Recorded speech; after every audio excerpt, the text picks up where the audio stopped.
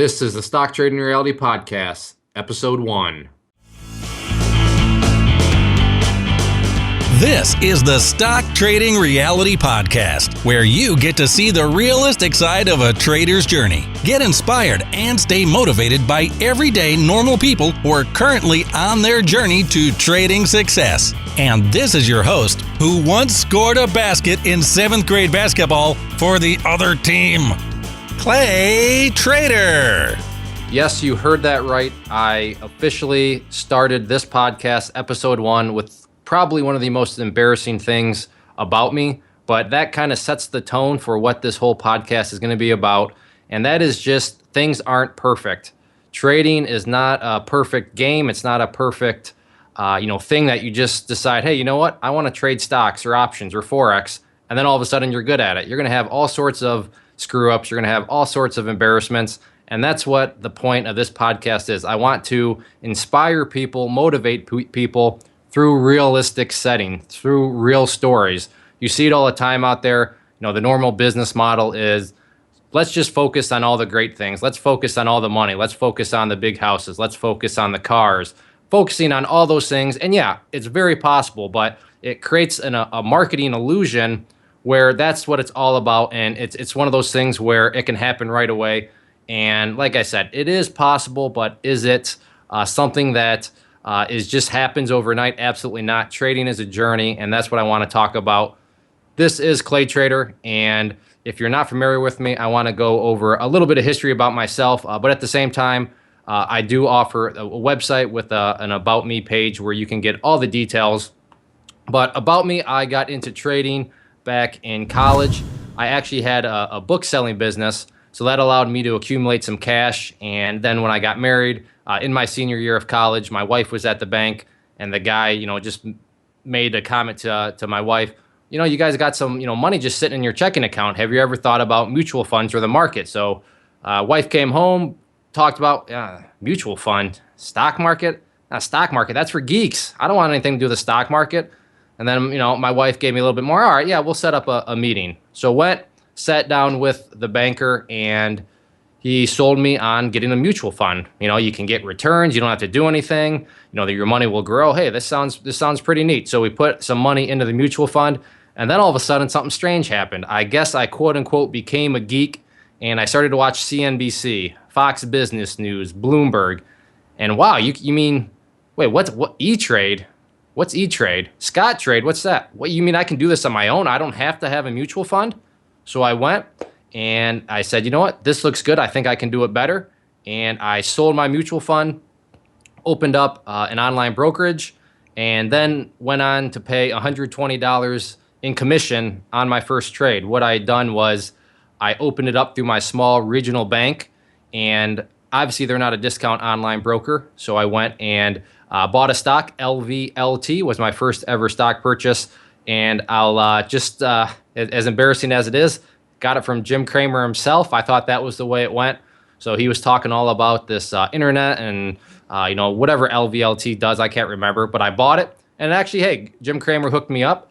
It went well. It went up. But then after I sold, I can't remember. I think I walked away with a little bit of money, maybe break even. But it cost me $60 to buy those shares and then $60 to sell.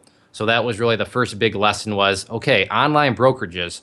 That's the next step here. So extremely embarrassing, but again, that's just one of those little things that I learned in my journey. And from there, I fell in love with penny stocks, and I fell in love with a penny stock company that ultimately broke my heart. And I thought, you know what? There's got to be a better way. There's got to be some way to eliminate some of this emotion. I'm getting way too emotional about this stuff. So I went on and thought, hey, you know what? This technical chart stuff makes sense. I was majoring in engineering. I am an engineer by degree. I no longer practice engineering, but you know what? This non-emotion stuff, this chart stuff, this makes sense to me. It's very analytical. It's very, up or down, sideways. So I taught myself that, and then just history went by and became more and more consistent at it. I then went to work for Honeywell out of college and school. So went out to Kansas City for a little bit with my wife and I, and things progressed to the point where I said, you know what? I can go full time. Then went on, started to get into more of the training, teaching end of things. And, the rest is history. Like I said, if you want to get more of the nitty gritty details, claytrader.com/about me, and you can check out, more details here. But that's where I stand, or I'm coming from. I'm assuming if you're listening to episode 1, you more than likely already know who I am. But in the event that we're reaching some outside people, wanted to just give a quick introduction and a little history on the podcast. To be honest, this was never really going to be public. I wanted to just keep it focused to, I have a program, Claytrader University. I wanted to keep it focused just on the people that were within the university so we could help motivate, inspire each other. People could hear about the stories from other, members and other people, on the team. But then I got to think more and more about it. Why not just make it public? And I mean, we can still inspire people that are part of the university program, but if we can inspire somebody else that's not a part of things, hey, you know what? That's great. And hey, who knows? Maybe they'll decide to join us. So that would be, another nice thing to come along with it. So here we are doing this publicly. And like I said, wasn't really meant this way, but it is what it is. And here we are. So episode number 1 here, what I want to do is there will be a co-host. And this co-host is going to be who I'm going to interview in this episode, just so we can all get to know who this is. And that is Michael Chezz, otherwise known as Chezz. You'll see through coming episodes, we're really just going to be referring to people as their alias that they go by within the chat rooms and such. And everybody that's part of the university knows Chezz as Chezz. So that's what we're going to focus on here. Get to know him, his backstory, where he's at in his journey. Chezz is by no means a $1 million trader. He's not trading on Wall Street or anything like that. Neither am I. But that's the beauty of things. That's kind of my logic here. I want to take a realistic look at what it takes, the steps in the process to getting from what's the stock market to hey, I can do this and I can be consistent at it. So Chezz, are you there?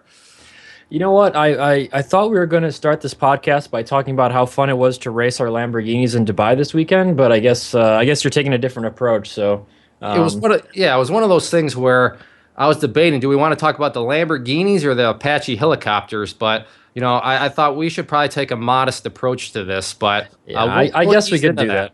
Yeah, we'll ease into that into future episodes. But hi, everybody. My name is Chezz. Most of you guys do know me in the chat if you are an Inner Circle member now. But yeah, the podcast was an idea we'd been toying around with for some time. And when Clay kind of talked to me about it, I wanted to kind of chime in. And, there is a ton of marketing around just trading in general, or trading education specifically, and they're trying to sell you the dream of these yachts and Apache helicopters and Lamborghinis and penthouses. And by no means am I saying don't shoot for the stars, but at the same time, not a lot of people are talking about the journey of like Clay spending $120 in commission on one of his first trades.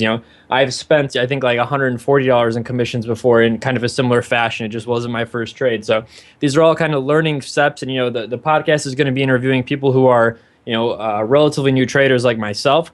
We're going to have people who are kind of in the middle of their journey, and then we're going to have some people who by most people's standards would say have made it. Obviously the journey and self-improvement, both in your trading and in your own life, these are things that never end. But by certain standards, sometimes somebody's been doing it. Clay's got quite a lot of years of experience under his belt, and you can kind of read about him in that About Me section. But yeah, we wanted to show you guys that there isn't you can't just jump to the end. It takes time, it takes hard work. There are no shortcuts in this game. I know everybody wants a shortcut, but yeah, it doesn't work like that. So we wanted to kind of shed some light on that. Well, there is one shortcut. If you go to Amazon and buy How to Trade Stocks for Dummies for I think like a nickel, you will become a millionaire. So it's really that simple, actually. And I can't believe I just gave that secret away, but that is the secret. How to Trade Stocks for Dummies. Pick it up for 5 cents, and you're going to get a good return on your investment. I thought it was one of those $5 Forex auto trader things that are secretly a virus that was going to make me a millionaire. But all right, I'll have to check out that Amazon. Yeah, Thank you for the suggestion, Clay. Yeah, somebody from Nigeria sent me, some binary options thing, and I just started, using it. And I actually just went and bought my daughter, who's 6 months old. I just bought her a new Lamborghini. Started using this Nigerian system, so it's actually quite fantastic what you can get in your spam folder if you look. So right, I mean, it's a pretty game-changing thing. Anyways, I meant to say this, but the reason I chose Chezz to kind of come on board and help co-host is I've been watching him for a while, and he's one of these guys where he has no problem saying, hey, I lost money today, and he has no problems posting the numbers. And that's something very rare in this industry, for people to talk about their losses, for people to show their losses, and for people to just quite frankly say, wow, yeah, I totally screwed that up. And it's one of those things where I've kind of been a quote unquote creeper. I've been paying attention, and he's very, he's very humble when he wins, but very outgoing when he loses, which is quite a bit of backwards in this industry. But that's what it's all about. I want somebody that has a reputation, and within the trading group, within the university, people know he's very transparent, and he's always been one of those guys who, like I said, very humble when he's winning, but he's all over. He's very out there and very transparent when he's losing, and that's when I think the majority of people are going to learn. So let's get this party started. And Chezz, let's just start at the very basics. I mean, what were you doing with your life? What was even going on in the world of Chezz before you even knew what the market was? Well, it's an interesting question. I actually was born and raised in Chicago. For 24 years, I went to school there. I grew up there. Got my first apartment there, and I did the socially acceptable path. I went to high school. I went to college. I was started as a photography major and realized that was unsafe, and there was no need to do that. And in fact, I think that, and this is just going to be a mini rant, that I think that getting a degree in some form of art or creative expression kind of defeats the purpose, because somebody else is grading your work and telling you if it's good or bad up to their standard. So after a year, I decided to do what I had always been good at naturally. My dad was an engineer by trade, but at the same time, he was also a businessman. So I went to school for business management, and ideally, I was going to start in project management right out of college. I ended up getting a job in one of the high rises downtown, residential leasing. So pretty much, I was just a manager of a huge building downtown. Had about 800 apartments that I kind of worked keeping the operation running smoothly. And I just it was killing me inside. It was so great. I thought it was great. I had a steady income. I'd had part-time jobs all through college, but steady income. I had health insurance. I have a 401k. I'm really moving up in the world. And then you look at how much school costs and what I'm making, and I'm never going to be able to pay this off unless I get a super big raise and move up the ladder quickly. And I just became unhappy with it. And I did that for quite a few years. Until right out of college, until I decided I needed to make a drastic job shift. So I'd actually been big into video games all through college. I used to stream them live. I'd have hundreds of people watching me play, play online, just interacting with kind of a crowd. So in that sense, I looked for a job in kind of the video gaming industry, and I actually landed on a job out here in California. And just to make that that story not too long. I didn't do my due diligence, as we like to say, in the investing and stock trading world. I did not do my due diligence on the company, which is unfortunate. A lot of people were actually, after I moved out to California to take this job, they gave me pretty much a 2 weeks heads up, and I just packed my life up and left Chicago after all these years. And I moved there, and people took me to lunch, and they said, I wish I had known you before you decided to do this. I would have given you a warning. And, that's not something you want to hear when you pack up your entire life. All of your friends and family are back, in Chicago, and I moved myself here for kind of a new opportunity. So anyways, I get here. The pay is even worse because the living expenses are so much higher out here, even though technically it was a raise. And, I'm living paycheck to paycheck. I am stressed, and I still to this day blame that company for the reason why I started the balding process. I have a receding hairline at 25 years old, and I do blame the company for that, just because then I got stressed out. It really kind of took a toll on me. Now at the same time, Bitcoin was roaring, is in the news, and I had friends who being a gamer.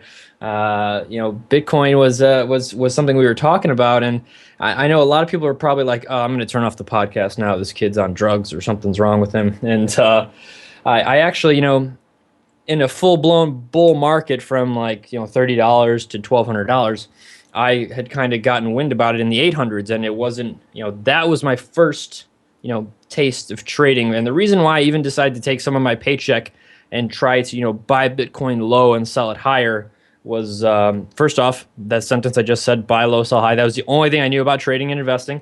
And I just said, I need more money. I'm strapped paycheck to paycheck. This is no way to live my life. And I'm like, I need some supplemental income.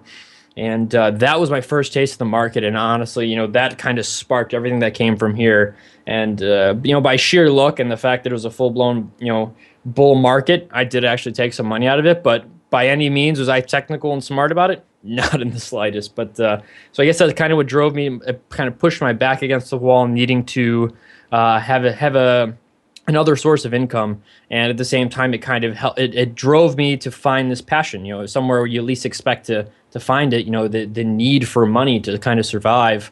I found something that I truly love doing, and it makes me, I don't mind waking up at the, before the sun comes up out here, just because I want to do something I love. So I kind of found trading out of that, on a whim.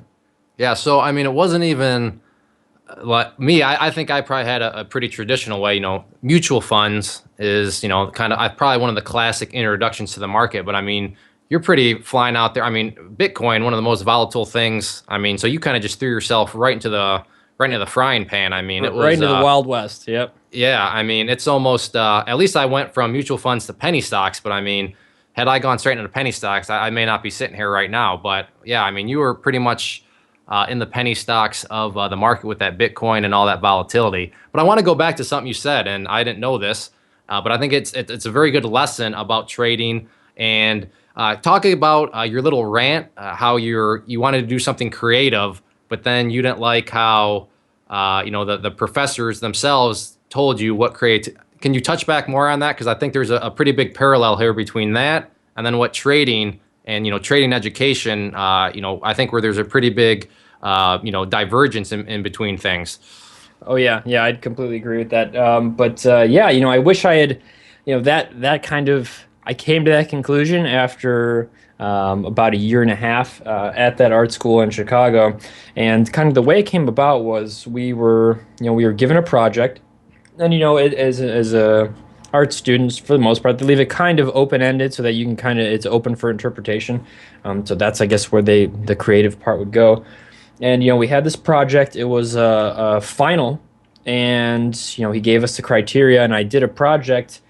In a not even a close, like a traditional cop-out kind of way. I did it completely differently, but I fulfilled all the criteria that was required, and it took me a lot of time. It's not by any means, I'm not saying that I was an A plus 4.0 student by any means, but when it comes to the grades and things like that, I don't want to do bad because I'm paying for this education. So it comes time, we turn in the projects, and I get a D minus on it, and I go, you're kidding, right? Like this can't be happening to me. Like I'm Michael Chezz now. Like I don't get D's. I apply myself and I do well. And I talked to the professor and he said, like I just didn't like, the approach you took for this. And that I was kind of, at that moment in time, I said, you just took a passion that I had. I had a passion for photography since I was in about.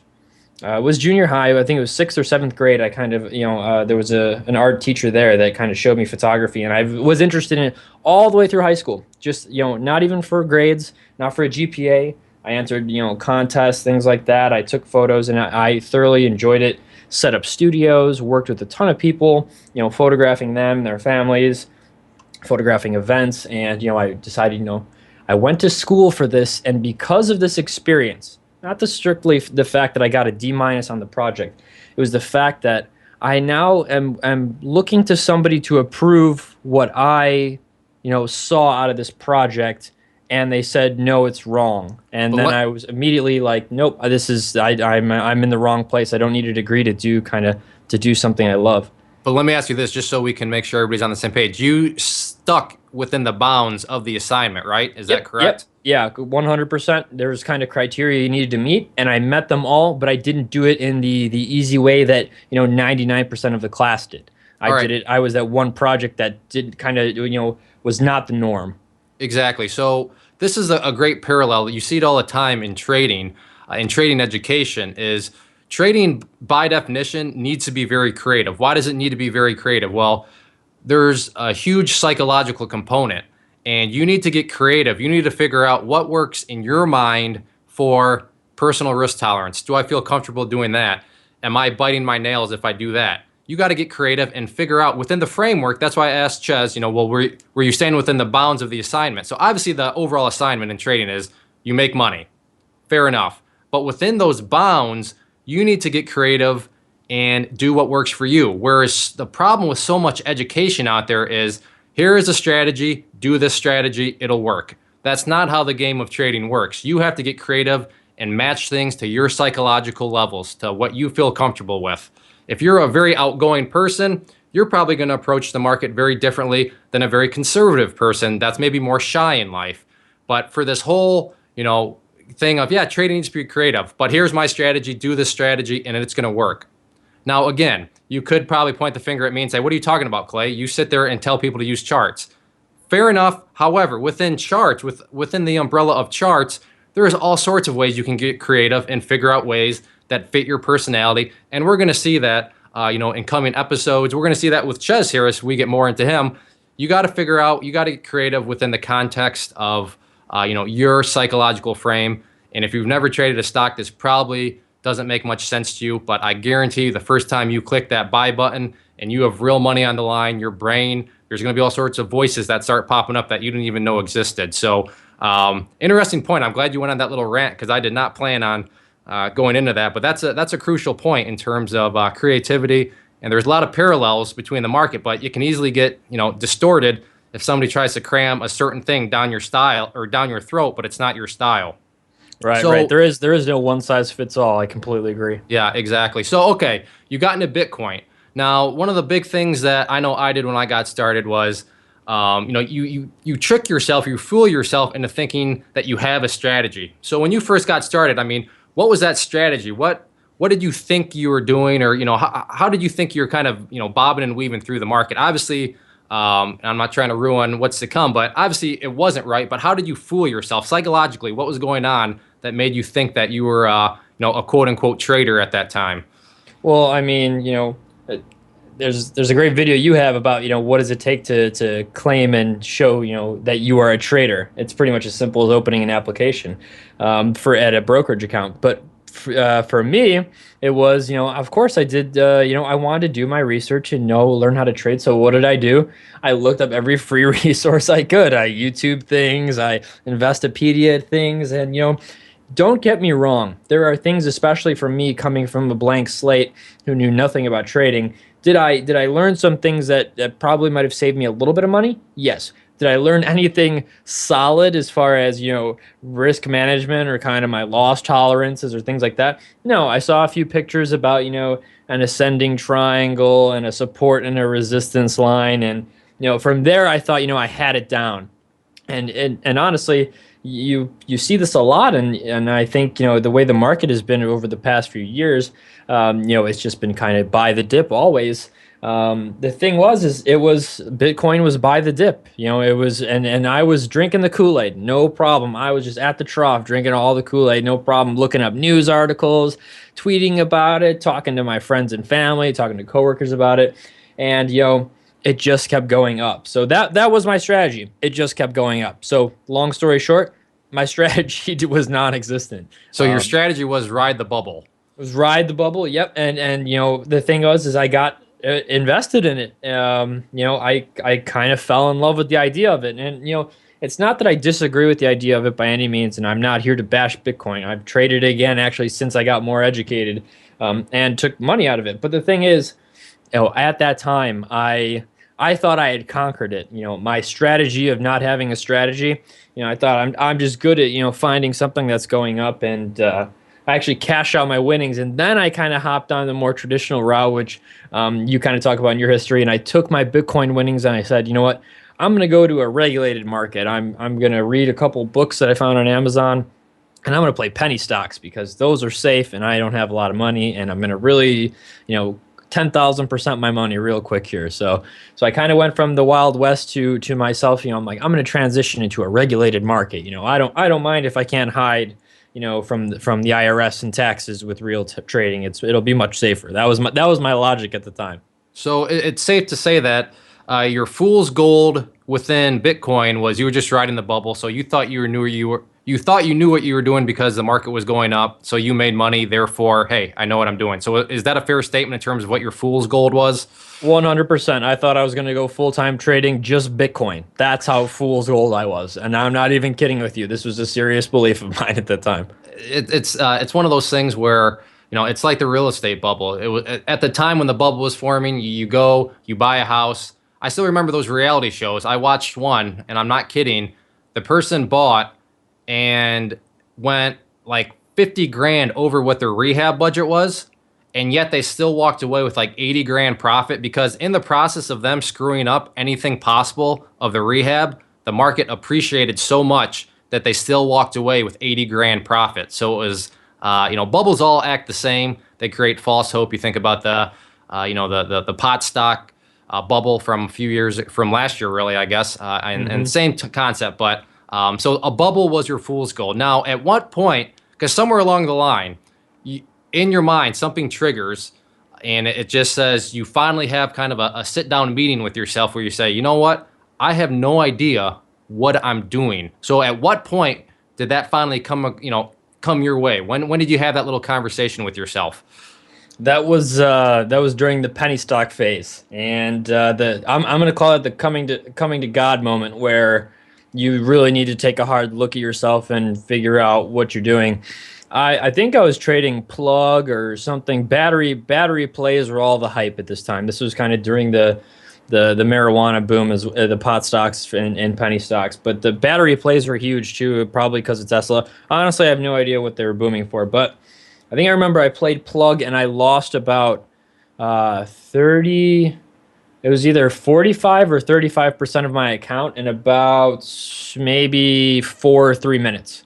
and I don't laugh at you. I laugh at the. Oh yeah. We've all been there. I mean, and that's usually in your words, coming to God moment. That sounds like a coming to God type moment right there in the world of trading. Is where did my account go? And you look at your watch and. That second hand has only gone around the clock about 3 or 4 times, and all of a sudden half your portfolio is gone. Yeah, three 1-minute candles have formed, and I am just paralyzed. I just go, I worked so hard, and I thought I worked so hard. It was just fool's gold, as we know, and it was gone. And there's one thing I am proud of about myself that a lot of people, it seems to be a recurring thing, but it just was never an issue for me, was kind of cutting that loser. Did I let that loser go way too long? Definitely. But I've never actually been a bag holder in the sense that I've held a losing stock for multiple days or weeks by any means, or months or years. Like some people, we kind of, it's not, bag holding is by no means a new concept at all. But I was, after those 3 minutes, I cut that loss. And of course, what happens to a new uneducated trader? They buy the top and they sell the bottom. So I bought at the worst place. I sold at the worst place. It bounced, and that's when I was like, I need to, I'm not doing something right here. And I've seen the picture of the chart of emotions, like the hope, the fear, disbelief, capitulation, and then it kind of rides back up. It's just the wave of emotion you ride, and that's when I realized, I'm riding that wave, and I'm being taken advantage of. And this is going to stem back a little bit further back, not to kind of take too long on this.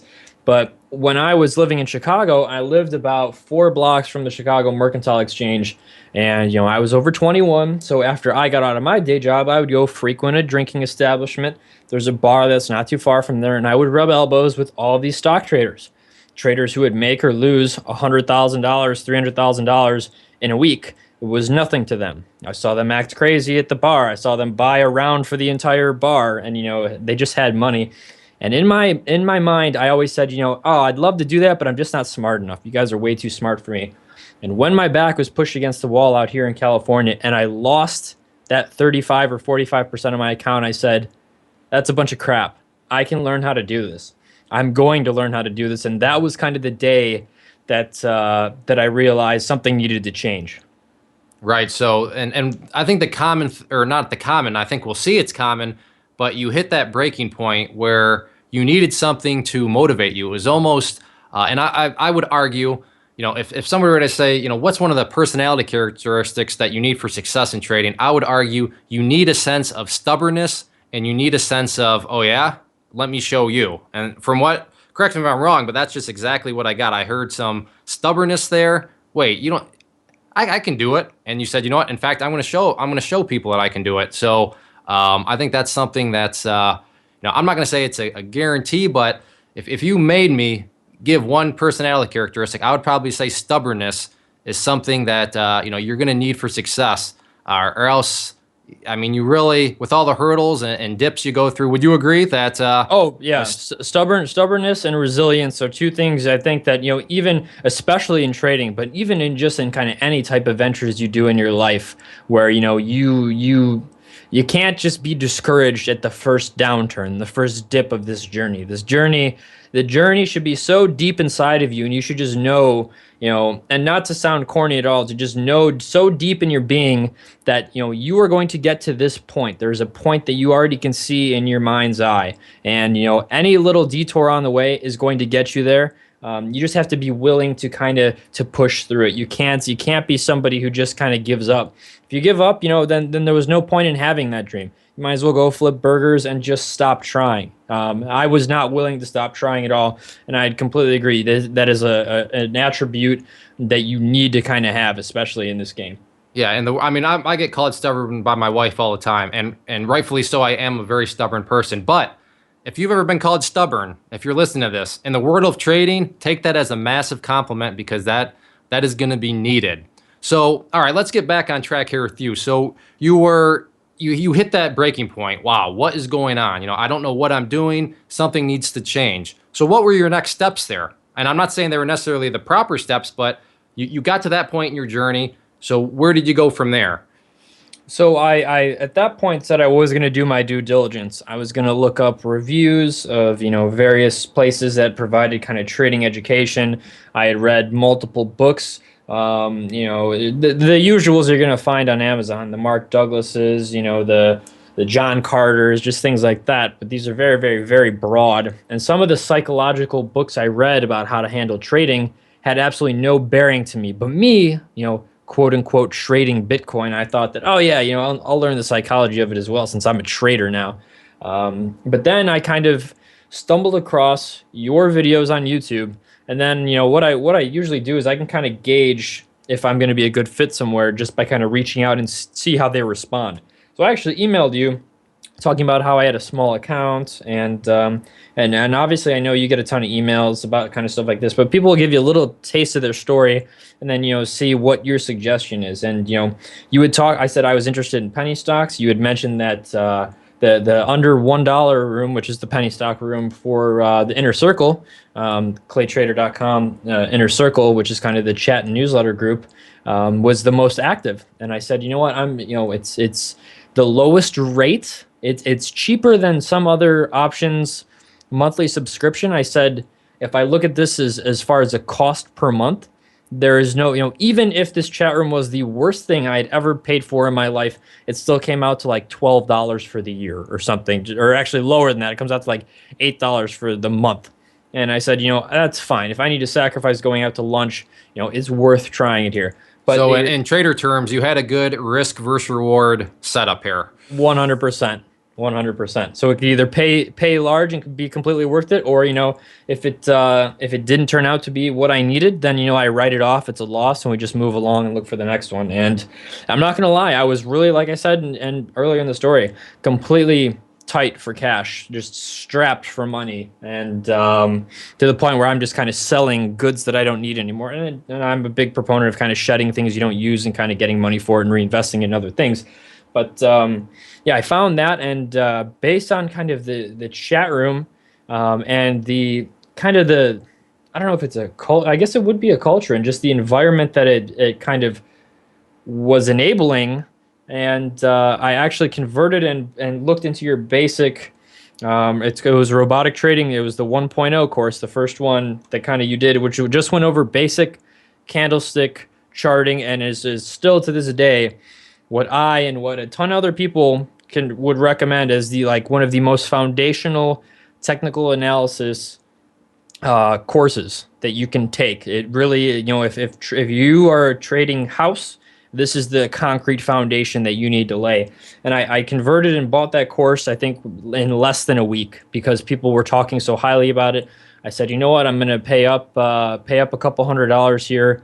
I kind of was talking to my girlfriend about it, and she said, like, yeah, if this can make you more money, then it's a good investment. And I had to sell it as, I think about college. I said, I've spent so much money on these college courses and I didn't learn any of this crap. And, this has X amount of hours worth of content and I'm going to eat it up. I am going to take this and apply it as hard and as fast as I can. And I took the course, and from there, Let me ask you this, and because don't even mention the product at all, so that way this doesn't I don't want it to come across like a sales pitch or anything. But Sure. What is something you learned just in general that you're like, wow? So from where I started to where I am now, what concept did you all of a sudden really start to understand that you really had no idea of prior to making the commitment to investing into your education? What was that overarching concept? Nothing about the course in particular. But just some sort of thing where you went, aha. It was 100%, without a doubt, to this day, it was the fact that these foreign-looking charts to me, candlestick charts, all it was a history and a reading of human emotion.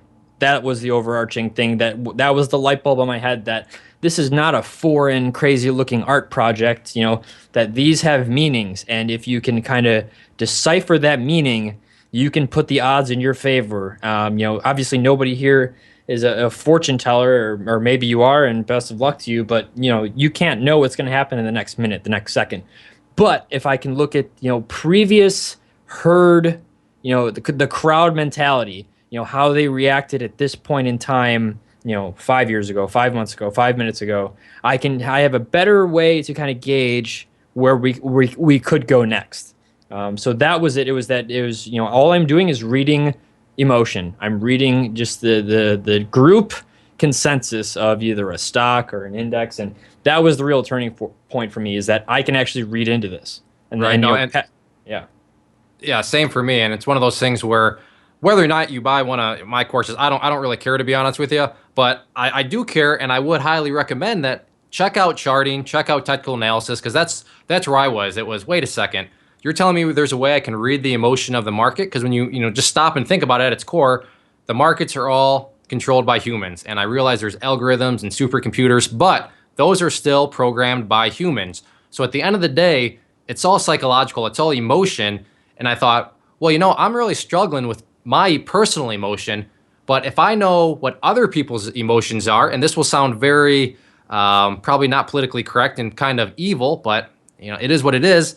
Wait, so if I can sit back and look at other people's emotions, then I think I can kind of manipulate that, because if I know what people are thinking, then that's going to tell me how to think. And if I can tell that other people are starting to change their thoughts, then you know what? That's going to give me a little leg up on the people that have no idea what's going on with the emotion, which is where you and I and many other people start off. We're just out there.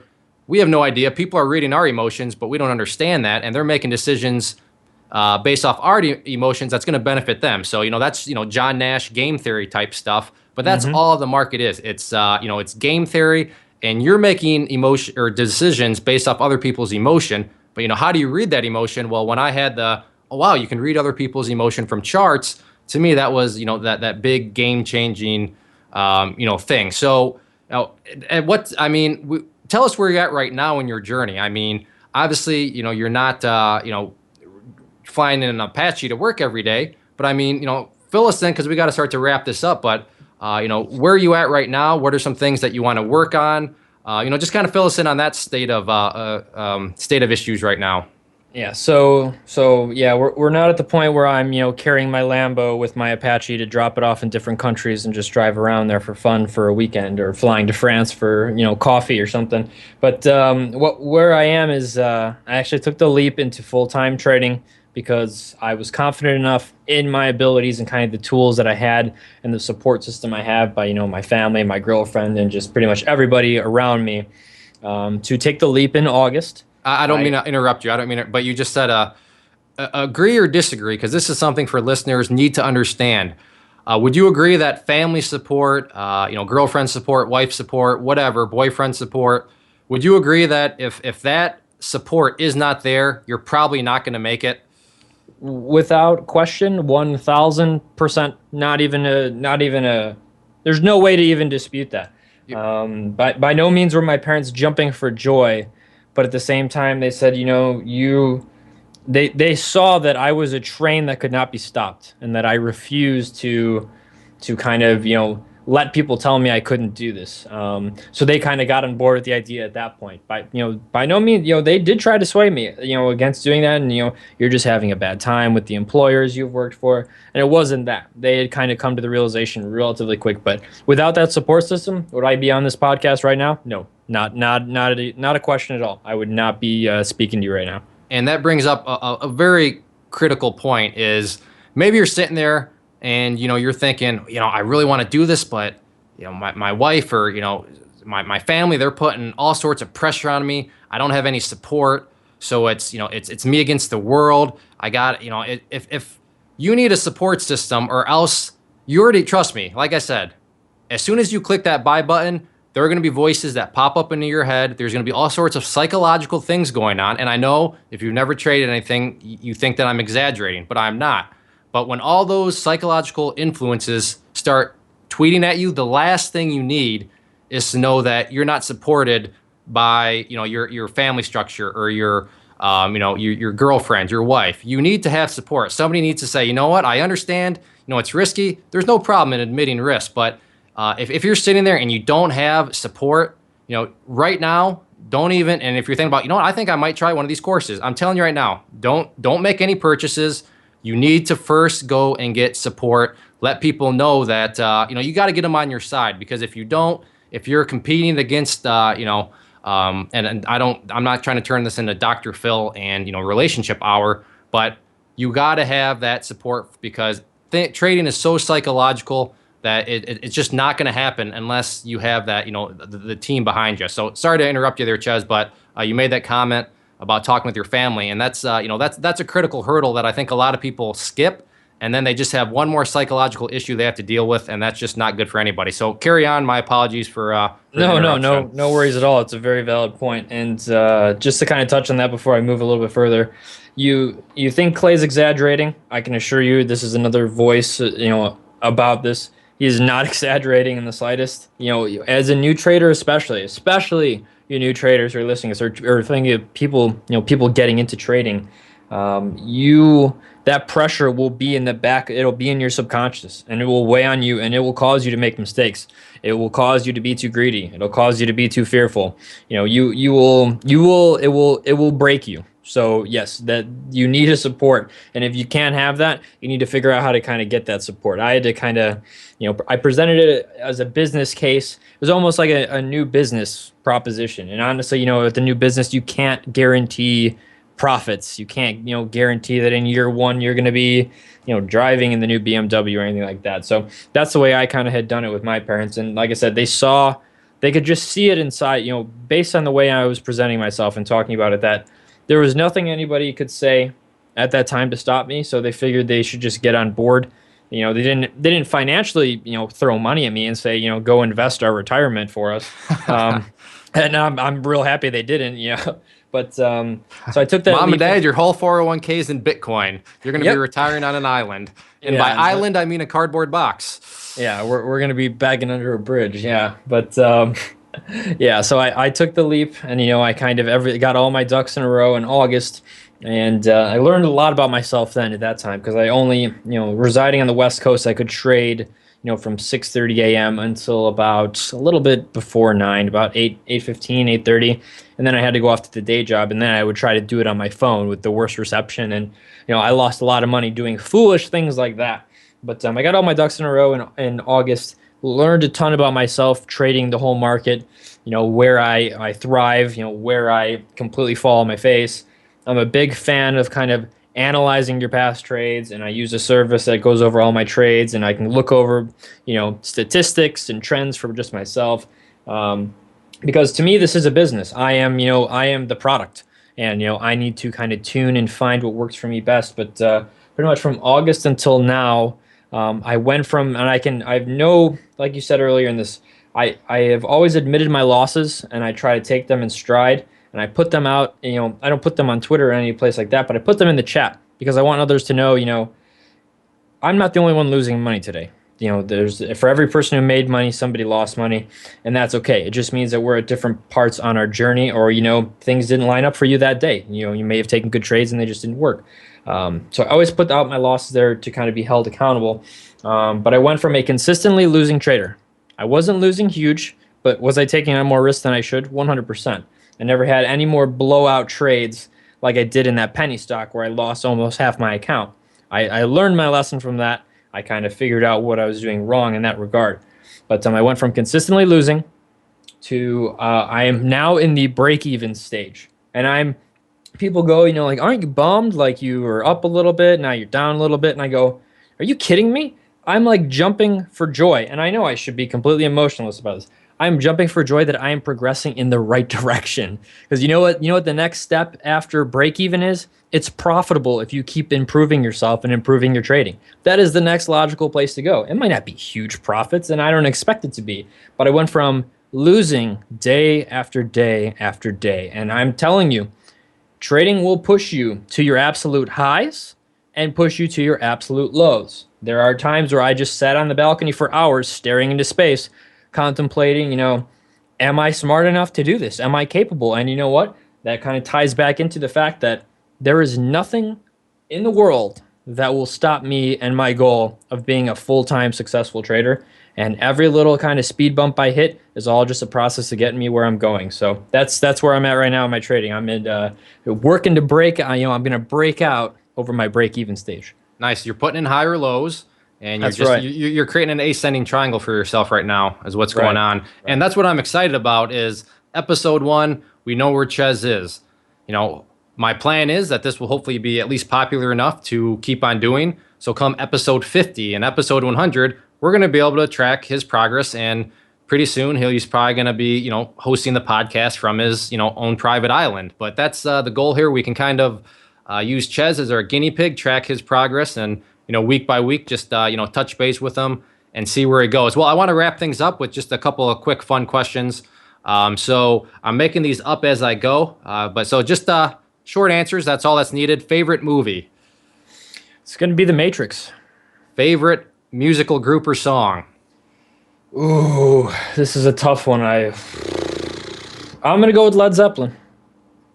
Favorite quote, if you have one?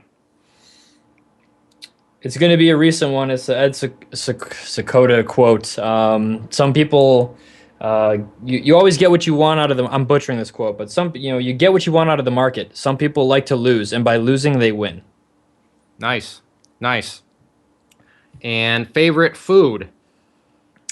Being a Chicago native, I'm going to have to go with pizza, but wings, good high quality chicken wings are going to go a close number 2, but I love pizza. I've just kind of been born and raised on it. Last movie you've seen? Well, I'm going to go with last movie I've seen in a theater, and I'm proud and have no qualms about saying this, that I do not go to the theater often, but the last movie I saw in a theater was Inception in IMAX, and it just was awesome. That's an old movie. We're talking multiple years ago. I'm telling you, that's the last. I never go. I rarely go to the movies. I'm a big Netflix and Amazon Prime guy. Nice. And finally, just few sentences. What is one bit of advice where the Chezz back in the Bitcoin days? If you could right now go back into the time machine and to give yourself one piece of advice, what would that piece of advice be in a few sentences? I think the overarching one, not to even just touch on, the fact that, when you come into this market, you don't know what you're doing. Then an overarching thing, even more so than the education, is this is a marathon. This is not a sprint. This is not a race to quick riches. This is going to be a journey for you. And Chezz, if you're listening to somehow in a time machine, stop getting these ideas in your head that you're going to go full time and in 3 months you're going to be making, boatloads of money. It's a marathon. So stop putting pressure on yourself. You're going to come to it when you come to it. Just keep working on yourself and improving. And people will think we actually planned that out, but we honestly did not. But that's that's why we are also, our slogan has to do with the journey, because this is not a sprint. This is not a get rich quick thing. It's definitely a marathon. So a good way to end this interview. Well, I don't know about you, but I'm pretty excited about the coming weeks and interviewing some of our guests that we have. We have quite a few that, yeah, we have some big ones hopefully lined up. Some people seem to be a little shy from the chat room and the university, but hopefully after they hear this and hear that we're somewhat normal guys, then they won't feel intimidated to stop on by. But that is going to wrap up episode 1. Actually, I have one more thing. Where can people find you at? Where are you on Twitter, Facebook? Give us some links if people want to hook up with you. Yeah. So I'm on Twitter. It's just at Finding Chezz. So FindingChezz. And you can find me there. I'm always checking it. I don't post extremely often, but I interact with a lot of people there. At the same time, if you are an Inner Circle member, you can always catch me in the chat. My name is just Chezz. Perfect. Well, I look forward to it, buddy, and we're gonna have a good journey together in terms of the world of podcasting. Great. Thanks for having me on. Yeah, thank you for listening, everybody, and I will see you back for episode 2. Everybody, take care and be safe. This has been the Stock Trading Reality Podcast.